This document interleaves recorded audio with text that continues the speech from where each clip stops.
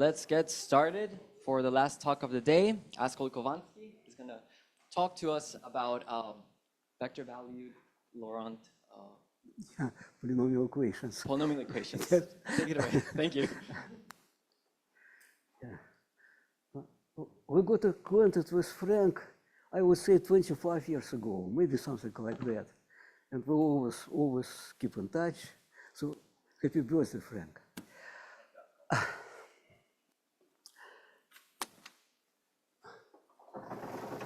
My talk is based on a joint work with Khovanskii.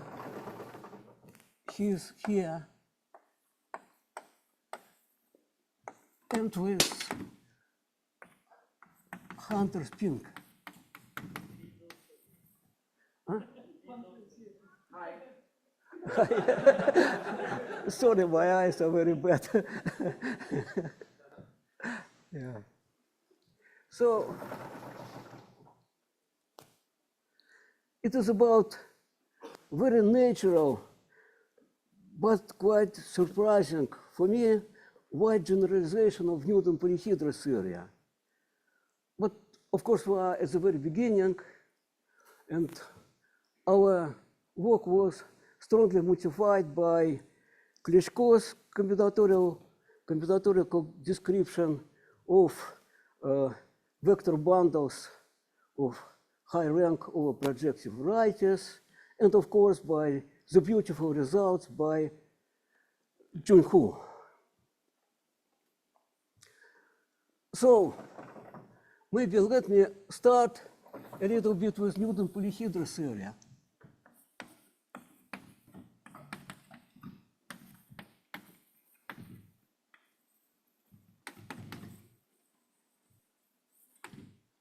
Of course, it is a big theory. I will mention only one version of it, so-called global version, in which we deal with system of polynomial equations, Laurent polynomial equations, K Laurent polynomial equations in n unknowns with given Newton polyhedra.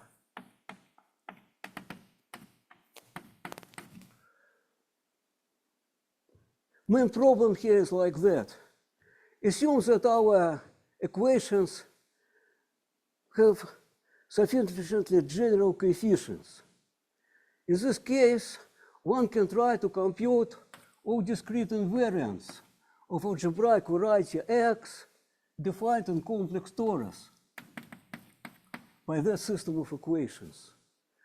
And it turns out that all discrete invariants can be found, can be represented by certain characteristics of this polyhedra.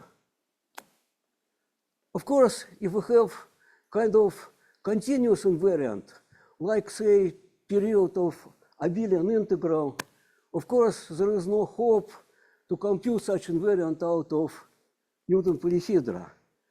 But if you are interested in discrete invariants, say like order characteristic, arithmetic genus, numbers, HPQ numbers of mixed code structure on k-dimensional cohomology group of X. X is algebraic, and that cohomology group carry very special structure, so-called mixed code structure. All these discrete invariants can be computed out of Newton polyhedra. So we got a relation between algebraic geometry of variety X and geometry of polyhedra. And this relation is very interesting in both directions. So this relation deals with volume theory, with combinatorics,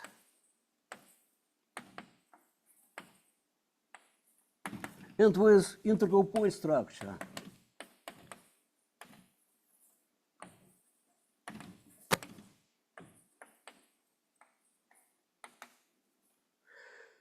In all these areas, they are quite general, and maybe let me start with the simplest example of that kind.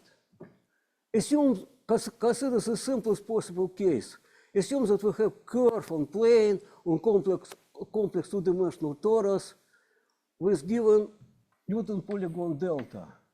It turns out that genus of this curve, algebraic curve is a sphere with handles.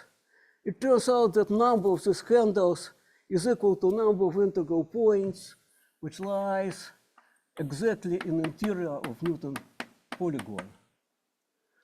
And say order characteristic of this X is given by volume of this polygon multiplied by -2. So we have this relation with integral point structure. Of course, it's not only two-dimensional, it is a very general fact which carries in whole dimensions for complete intersection as well. And we have a relation between this genus, arithmetic genus, according to Riemann-Roch-Hülse-Bruch theorem, can be expressed via simple topological invariance. In that case, it is volume. That is why it should be formula which allows to compute number of integral points in polyhedron knowing volumes. Of course, not only one polyhedron, but you can consider volume of polyhedron as a function of these distances. If you know this function, then it turns out that you can compute number of integral points. You just have to apply infinite order differential operator, so-called Todd operator, which is closely related to Riemann-Roch-Grothendieck theorem. Not only this is true, you also can compute, say, sum of a polynomial over all integral points via integral of the same polynomial over such polyhedron. Again, you have to apply the same differential operator, and it is nothing else but multidimensional generalization of the classical Euler-Maclaurin formula. So this is about that stuff.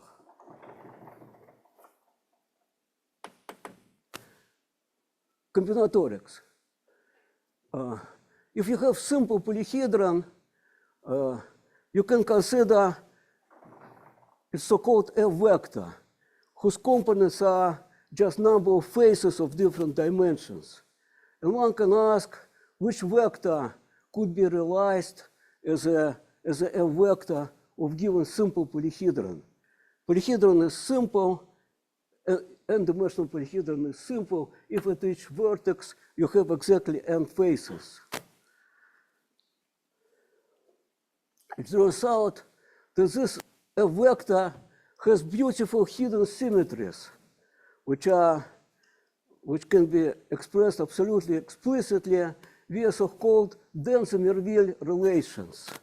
And it turns out that these symmetries are nothing else but Poincare duality for cohomology ring of corresponding toric variety.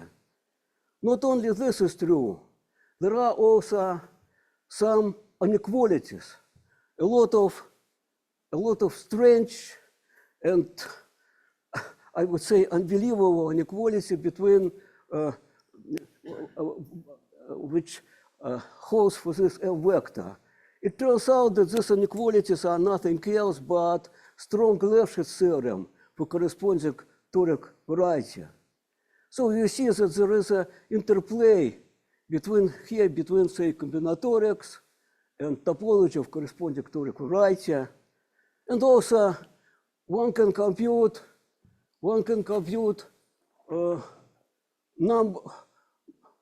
Hochstelin numbers, HPQ numbers of mixed Hodge structure, say for hypersurface. And there are a lot of combinatorics in this computation. And it turns out that these computations helps a lot in dealing with mirror symmetries for such varieties. And finally, this part, which is most important for me. You know, if you have n equations and n unknowns, if number of equations is equal to dimension of our ambient space, then one can compute number of solutions. And there is so-called BKK theorem. And according to the theorem, number of solutions is equal to mixed volume of this Newton polyhedra. And what is interesting here, mixed volumes are very interesting geometric invariants of convex bodies. And they are so-called Alexander-Fenchel inequalities. These are the following guys. Consider n polyhedra such that n minus 2 of them will be fixed forever and 2 last will be changed. And it turns out that there is a following inequality. Mixed volume of all this polyhedra squared is bigger or equal than product of mixed volumes. N minus 2 first polyhedra are the same, but here at the last place we have delta n minus 1 multiplied by the same thing, but at the end we have delta n. Strange inequality, but it means that, you know, that if you will take log of this function, it means that, you know, this function has certain logarithm of this function is kind of concave. But you have function in many variables, and there are a lot of corollaries from that equation, which are from this inequality, which are not so strange, much more symmetric, and so on. There are just a lot of them. But you know, mixed volume has to be number of solutions of system of equations. So one can expect that something like that is true in algebraic geometry. And indeed, it is true. Roughly speaking, the following is true. Take n-dimensional variety. Assume that it is irreducible. And instead of n polyhedra, consider, say, n divisors. And instead of mixed volume, take the intersection. It turns out that just the same inequality holds. In particular case, when our divisors are defined by this equation, it just follows from BBK and from Alexander-Fenchel. But the point is that it is true always for any irreducible algebraic variety. Doesn't matter. Is it smooth or not? Is it complete or not complete? This is very simple inequality. There are very, very simple proof of this inequality. If you are interested, you can find very, very simple proof of such inequality in our joint paper with Kumars in Annals. Its title is Newton-Kunkov bodies and something else. Very, very simple proof.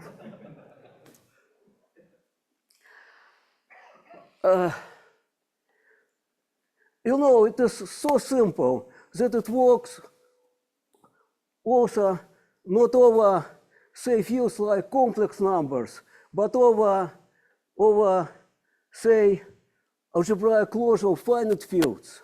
And I was told by experts that such inequalities simplify proof of well inequalities for, you know, for counting solutions in finite fields and so on. He has this fantastic hypothesis, and in some place this inequality helps a lot. And the point is that it is kind of high school exercise. Okay, so I think that that's it for about Newton polyhedral theory, maybe I have to mention that there are many other versions of Newton polyhedral theory. Instead of global problems, one can consider local behavioral functions with given Newton diagrams. And again, it turns out that one can compute all discrete invariants of singularities in terms of Newton diagrams. There are also generalization of this stuff for other groups, not for C star to the n, but for other algebraic groups. There are many generalizations. Even there is a generalization for exponential equations. Equations where instead of monomials, you have linear combination of exponents of linear functions. And again, one can prove many results of that style. And of course, it goes back to Newton. Newton himself, using such diagram, managed to understand main asymptotics of function. If you have, say, function y at x, which is given by implicit equation with this Newton diagram, then y is a function of that kind, where alpha are rational numbers, and you can find these main exponents out of this diagram. And there is Newton algorithm how to compute all these coefficients. So it was invented by Newton. Of course, it was long time ago. And this thing appears about 1975, about that time. Okay, now maybe a few words. Why Laurent polynomial? What is special about it? So Laurent polynomial is just linear combination of characters. And if you will fix finite set of alphas, finite set A of powers in z to the n in the lattice of characters, and if you will consider functions with the same monomials but with different coefficients, you will get finite dimensional space which is invariant under action of torus. And any such finite dimensional space which is invariant under action of torus has this form. It is nothing else but the statement that action of algebraic torus can be diagonalized. Okay, so this is a reason maybe why Laurent polynomials. And now let me switch to another one question which somehow we totally missed 50 years ago, and I don't know how it happened, but it happened. Okay, so let us make the following statement. Assume that A is a finite set of characters, and instead of Laurent polynomials, let us do the following thing. Let us assign to each alpha from this space subspace E alpha in complex vector space E. Assume that we have finite dimensional complex space, complex vector space E, and to each alpha we assign subspace. And now consider the following vector function. V alpha x to alpha, where V alpha is just a vector from this space.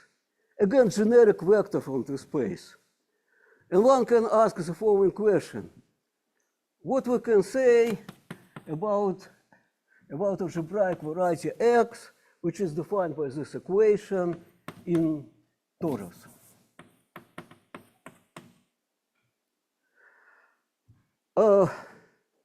Why such equation?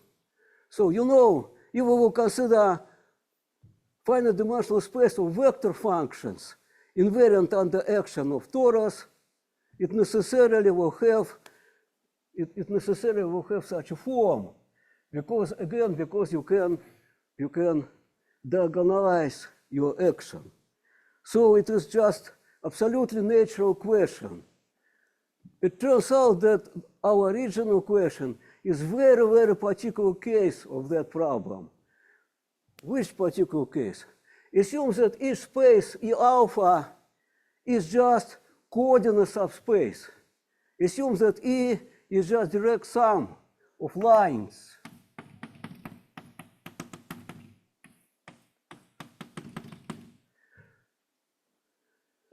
If you have a vector in such space, it is just collection of such number of numbers here.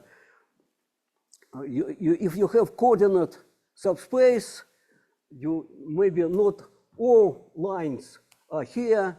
Maybe you have E alpha is just say E I1 plus E I k. And you know, you just have numbers in these positions. So you can consider it as a collection of our equations. You know, if you have such a monomial, it will appear in equations number I1, so on, Ik. So very, very particular case of that problem, when our subspaces are coordinate subspaces, is just that question. You know, this doesn't sound like discrete set of data. For alpha, you have subspace, linear subspace. It's not discrete. But it turns out that we need not subspace itself. We need only some information about the spaces. And now, let me define maybe the main object, which is important here. So here the main object is collection of this Newton polyhedra. It turns out that for such problem, one can introduce collection of polyhedra, delta 1, so on, delta k, where k is a rank of our vector function. I mean the dimension of space E is equal to k. So how to construct this polyhedra? This is main definition for my talk today. And definition is as follows. Delta 1 is just convex hull of all alpha for which E alpha is not empty. Just convex hull of all alphas, like here. This is delta 1. What about delta 2? Let us take a couple of points, alpha 1 and alpha 2. Maybe could be repetition. Maybe alpha 1 and alpha 2 are equal. I will say that this couple, this sequence is okay if I can choose vectors v1 and v2 from the spaces, from the corresponding spaces, which are linear independent. Okay, so 2 points are okay if we can find 2 vectors which are independent.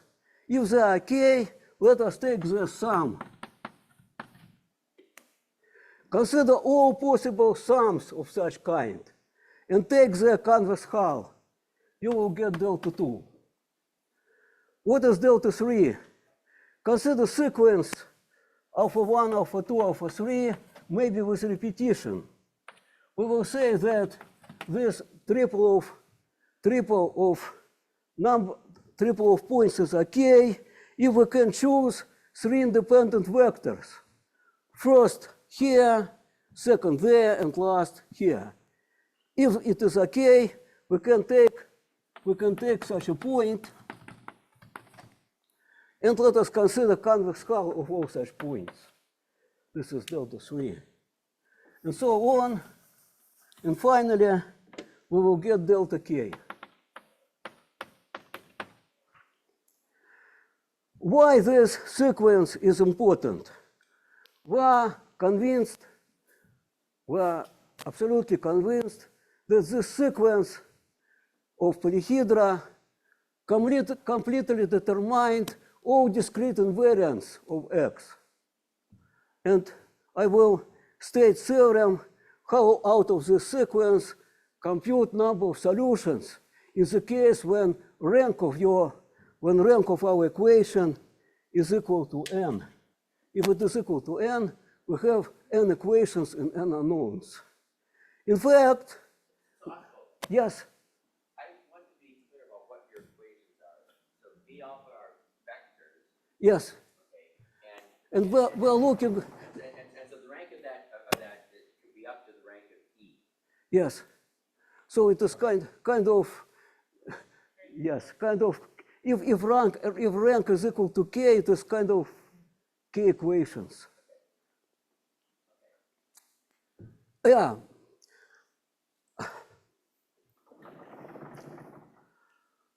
So let me give the first answer. The first answer is as follows. Assume that rank is equal to n. Then organize the following sequence. Instead of this Newton polyhedra, what is good about them? They are honest polyhedra. They are smooth, convex, just usual Newton polyhedra. But now I'm going to cook something strange. It will be virtual polyhedra.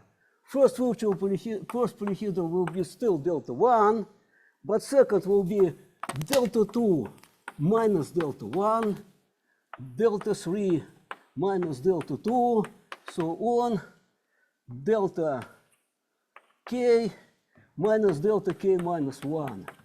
So we got sequence of polyhedra which are virtual. This sequence play key role in all answers. And you know what was very hard to guess, to find formula. What is tricky here? You know, geometry of virtual polyhedra are in fact very tricky. So this answer was very hard to predict. But let me first give an answer. Assume that number of equations is equal to n.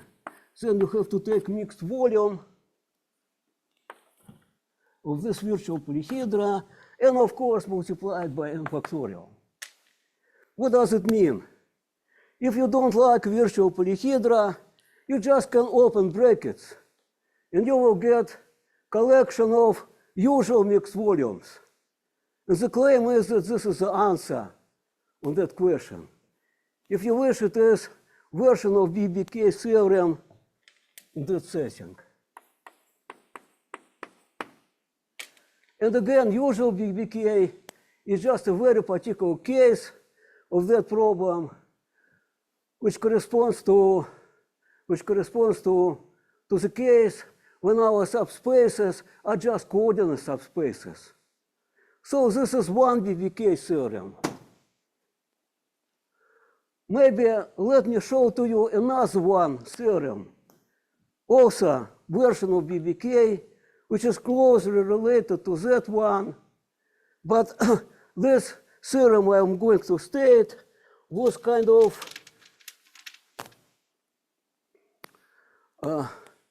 you know,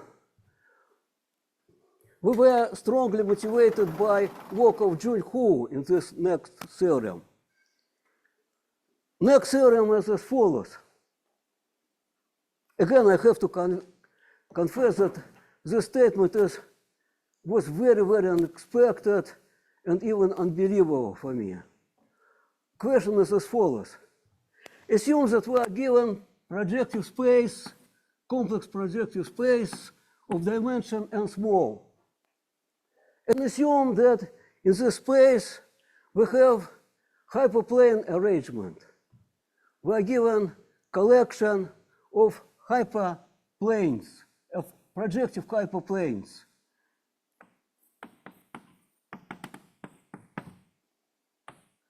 I will denote it, number of hyperplanes, I will denote by n capital plus 1. The only assumption is as follows. Not true that all of them pass through one point. They are kind of generic enough. Not all of them pass through one point. Simplest example is as follows. You have n capital is equal to n small, and you have kind of standard simplex. This is the simplest possible example, but of course you can consider any arrangement. And now it turns out that for such arrangement, one can assign BBK theorem. It is as follows. We have collection of hyperplanes. Assume that we are talking just about lines on a plane. Let us assign to each hyperplane parameter. You will have as many parameters as many hyperplanes. In fact, this parameter is nothing else but linear equation and homogeneous coordinates, which defines this hyperplane. Okay, so we will have n plus 1 parameters. And now we can consider a system of equations. P1 at x1, xn capital plus 1 is equal to on, is equal to, should be n equations.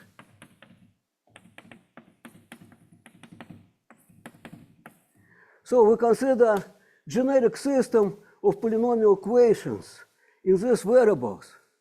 And we are interested in number of solutions of these equations away from hyperplanes. For example, if n is equal, in this case, what we have will be basically our usual BBK theorem. You know, just BBK theorem. But if you have more hyperplanes, well, how we can compute this number? But it turns out that we can. And in fact, for me it was extremely surprising. You know, we have many versions of BBK, and always they were related with certain group action, like here we have torus. Maybe you can consider other algebraic groups, representations, and so on. Here we have nothing like that. So I would say, if someone asked me, is it possible to find a formula for such number, my reply would be no way. But it turns out that there is a formula of the same kind. And formula is as follows. I'm going to assign characteristic sequence of a polyhedra, of certain polyhedra, with my configuration of hyperplanes. Rule is as follows. I will construct polyhedra delta 1, so on, delta n capital minus n small in n plus 1 dimensional real space. And this polyhedra will be as follows. This one will have monomials of degree 1 only, of positive degree equal to 1. Second, homogeneous equation with monomials of degree 2, and so on. So all of them are kind of homogeneous. All of them belong to parallel hyperplanes. And now how to construct this polyhedra. Let me talk about polyhedron delta k.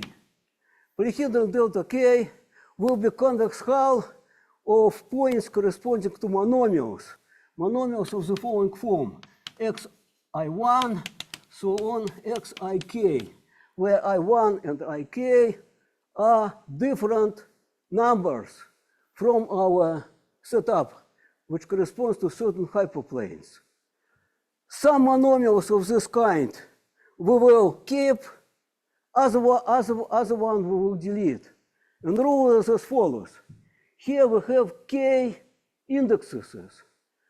Take our hyperplanes and delete hyperplanes with numbers I1, so on, ik. You have these hyperplanes, forget about it. You will have collection of all hyperplanes with these deleted hyperplanes. And one can ask the following question. Is it true that all remaining hyperplanes pass through one point? Is it true or not? If it is, I will delete this monomial. If it is not true, I will keep it. So this is a rule how to select these monomials.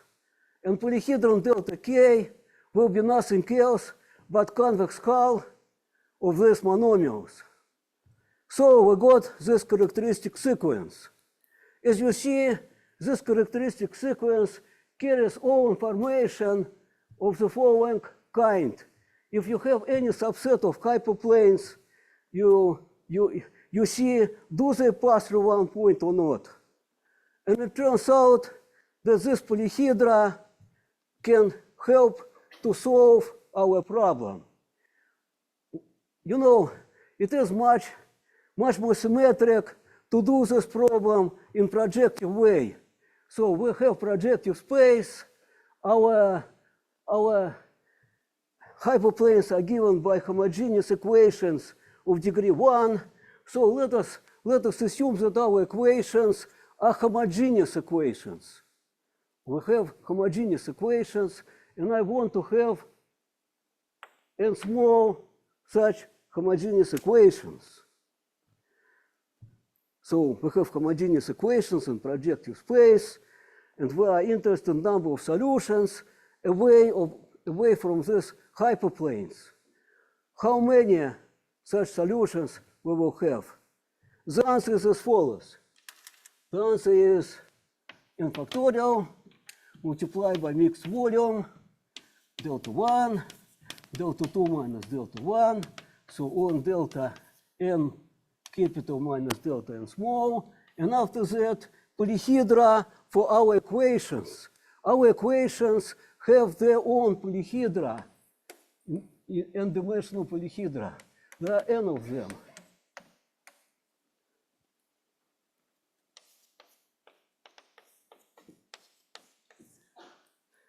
Number of solutions away from these hyperplanes is equal to that number. If n capital is equal to n small, it is just absolutely equivalent to BBK. Just the same theorem, only presented in homogeneous coordinates. But if you have extra hyperplanes, at least for me, it was very, very surprising. It turns out that this theorem follows from that one. What is the difference? So the difference is as follows. Here, these vectors are generic vectors, are some generic vectors. And here, in this setting, hyperplanes are fixed. There are no generic vectors. You just are given configuration, and you deal with this configuration. You cannot choose any arbitrary vectors.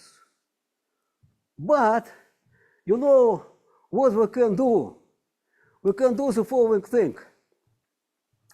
Basically, you can consider these equations as a degree 1 homogeneous equations.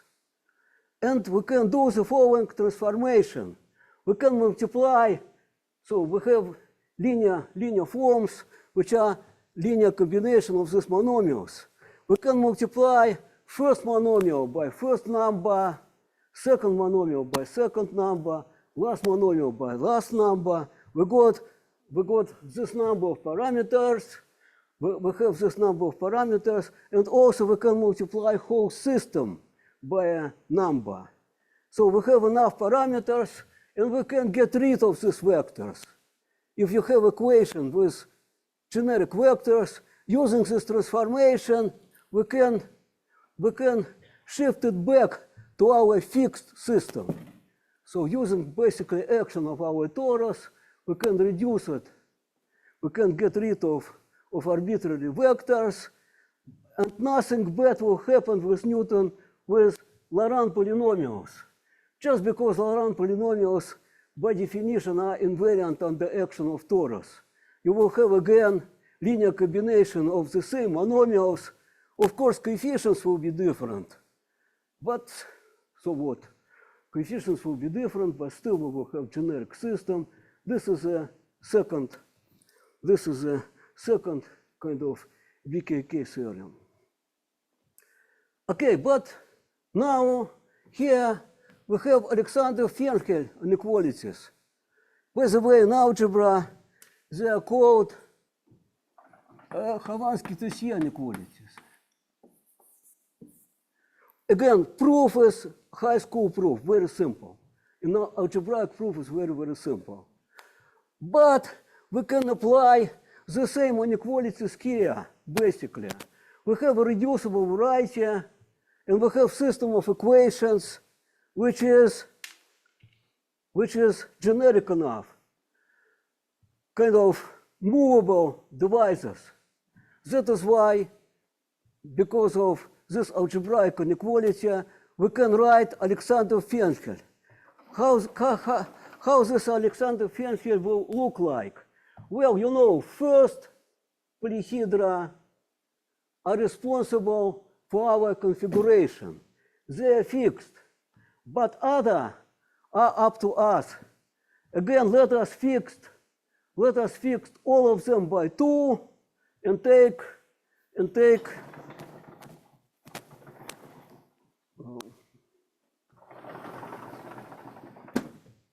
so you here at the very beginning you have polyhedra which are responsible for your configuration. Then you have polyhedra which come from Newton polyhedra of your polynomials, and you have 2 last positions. You can put different polynomials and erase it, different polyhedra and raise it to degree 2, or you can put 2 equal and here 2 equal and take product.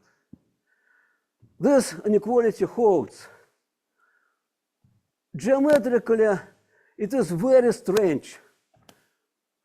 I don't know, we still don't know any geometric proof of such inequalities. And the reason is that Alexander Fenkel could not be true for virtual polyhedra. For virtual polyhedra, mixed volume could be negative, you know, just they cannot be true if you have just arbitrary virtual polyhedra. But for this special case, it is true. And it is true because of the following reason. Projective space is irreducible, and our equations are movable. When you have coefficients, you can move them. That is why this equation, this inequality holds. Well, you know, you have a lot of inequalities, and basically it is kind of property of our hyperplane arrangement. And you know, there was beautiful work of Junhu, who many years ago, maybe 10 years ago, who considers the following problem. He proved very old conjecture which deal with chromatic polynomial. Chromatic polynomial is the following polynomial. Assume that we are given a graph on, we are given a graph, and now we can pick up any number n and consider coloring of this graph in n different colors. And the question is how many colors we will have. It turns out that for any graph, this function is a polynomial function in n. It is a monic polynomial. Its coefficients have alternating signs. But there was a conjecture, old-stated conjecture, which has the following nature. If you will take i's coefficient and square it, then it is big or equal than this product.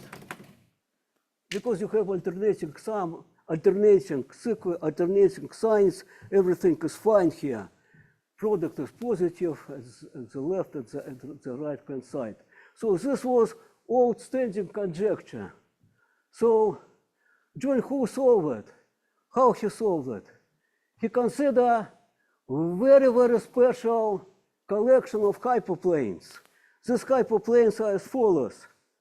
You know, one can take diagonal hyperplanes. Say xi minus xj is equal to 0. So you have such hyperplanes. In fact, you can locate your graph on the simplex and consider on the standard simplex and consider hyperplanes which are orthogonal to its edges. You will have some collection of hyperplanes which look like that. So he considered very special collection of hyperplanes, and he computed intersection number of very special polynomials. And he did not have, I think that he did not have a formula for that. He just played with tropical geometry. Sometimes you can compute number of roots, playing some strange games with yeah. So anyhow, he computed it, and he proved this conjecture. But now we have these inequalities, which... I think in the end, he used like the Alexander Pechelon policy for surfaces. Essentially, he reduced things at intersection theory. Yeah, but... First proof, but after that, yeah, of course you are right. This thing is very, very related to Hodge inequality for surface. Because you know, if you have basically here, n minus 2 guys are fixed, and 2 guys are vary. If you will fix n minus 2 equations in n-dimensional space, basically you will have surface. And 2 last equations will define curves. So it looks like that it is exactly a Hodge inequality. But there are problems. First problem, if you want to prove it, you need your surface be complete, smooth, and so on. Maybe better it to be complex. In this case, you can use Hodge theory. But in fact, our proof with Kumars of this fact is, as I said, it is kind of high school proof. No Hodge, no, nothing like that. So it is a simple fact. Yeah, and so you have this Alexander-Fenchel inequality. In particular, coefficients for chromatic polynomials do satisfy this condition. This is just Alexander-Fenchel. Of course, you have to understand why these numbers are exactly coefficients of this chromatic polynomial, which exactly equations we have to consider, and so on.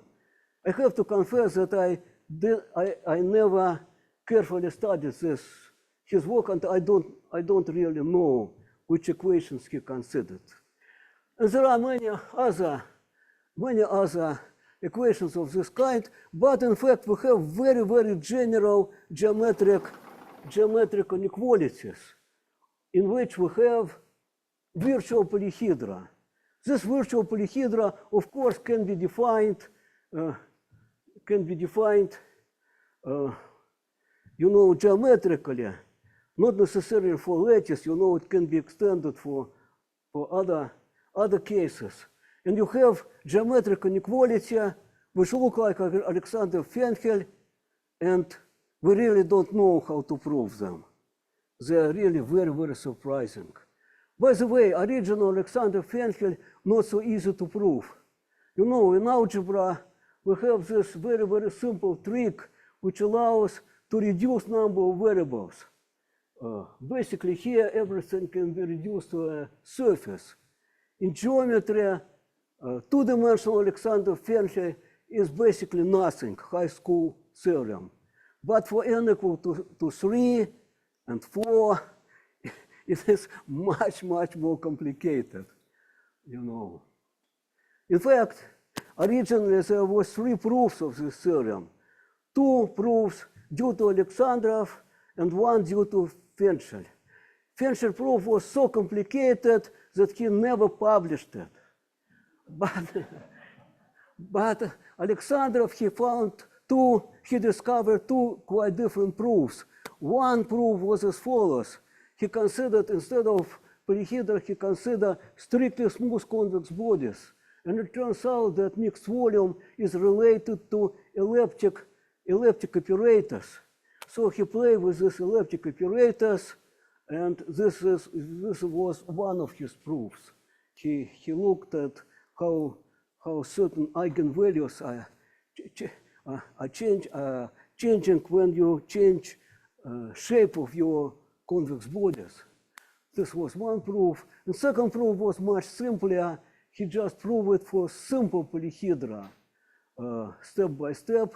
Again, very tricky proof, simple but really very tricky. Several times I was explained how to prove it. Each time I saw that it is very simple, but I never was able to repeat it. It's really tricky, you know. Yeah. So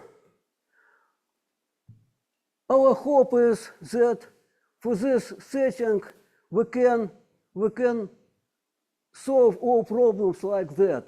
Compute all the characteristic genus, maybe numbers of mixed Hodge structure for this X, and we have all tools for that. In fact, this sequence of polyhedra, this characteristic sequence, in fact, has a very understandable topological meaning. This meaning is as follows: you can compactify your torus. For compactification, one can use the following polyhedron. You just can take sum of all these characteristic polyhedra denoted by delta.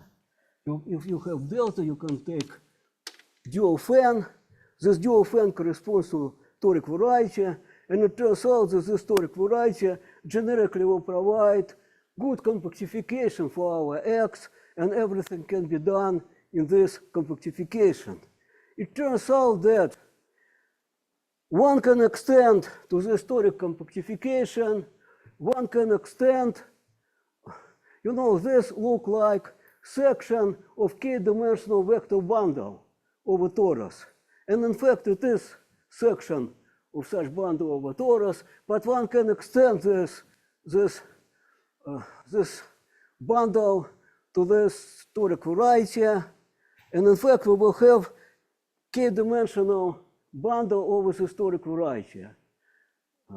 You know, this bundle has Chern roots, and it turns out that these are polyhedra. To polyhedra, one can associate divisor.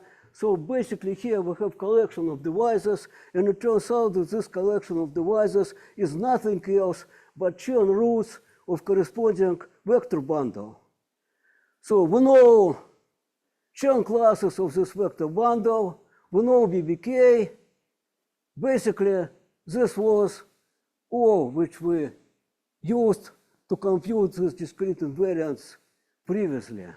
So I really hope that we will be able to complete this, and to get all natural results.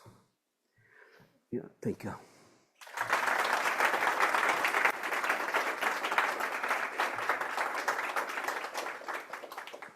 Thank you very much. Any questions?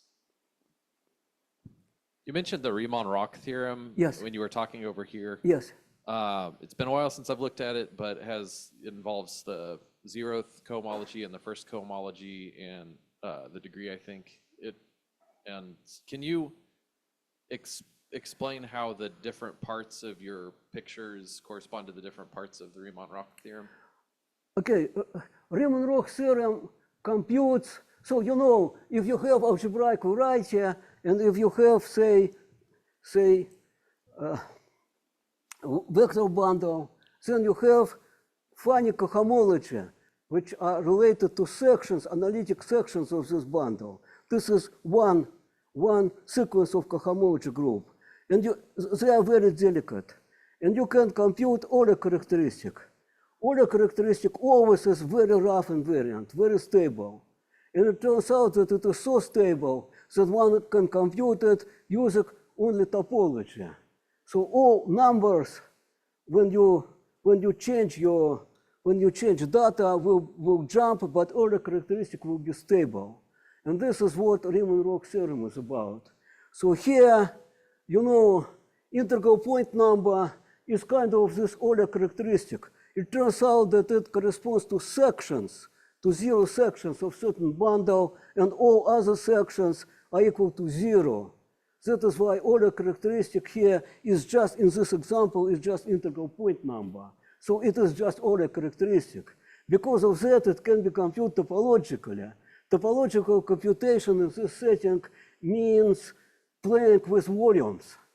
That is why playing with volumes, you have to be able to compute integral point number by Riemann-Roch. Okay, thank you. And we did it pure combinatorically. So it was kind of, we know that it should exist. But if you know, you can try to do it by hands, and we did it by hands many years ago with Sasha Pukhlikov. Thank you. Any other questions? So when you construct the toric vector bundle, is the filtrations associated to it, is that going to be those E alpha there? Or it'll be built from the E alpha?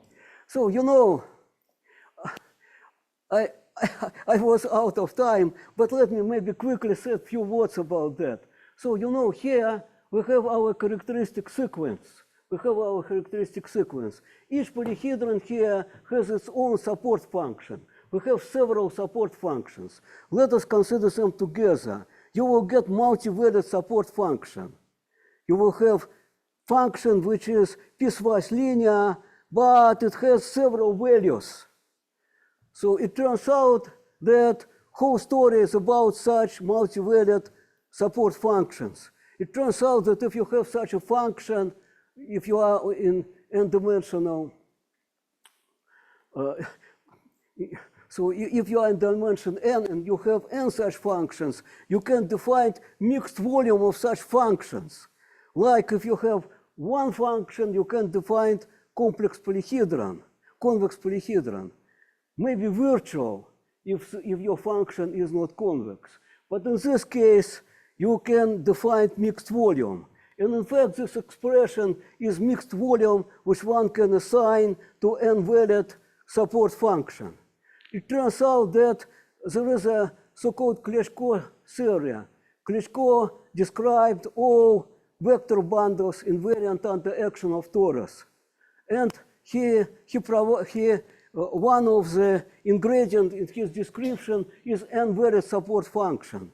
In fact, one can assign such n-valued support function with any vector bundle of rank n. That is why we have kind of mixed volume related to this bundle. But you know, it turns out that only very special bundles have sections, like bundles which are related to that problem. If you will have just kind of Kleshko bundle, then it will not have analytic sections.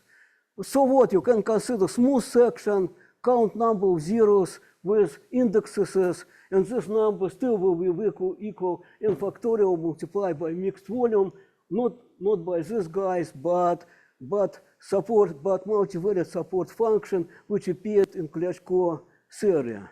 So as I mentioned, we were inspired by two theories. One due to Kleshko, where this vector n-valued piecewise linear vector function appeared, and second one was this Junko result. Thank you. Any other questions?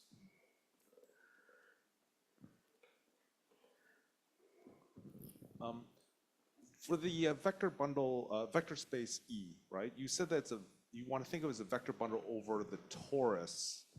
But why is it not an equivariant vector bundle over a point? Why not think of it that way? Oh, I see. Okay, so that's what you're thinking. Okay, same thing. Okay, thank you. Anything else? Alrighty, well, let's thank Askold. Thank you.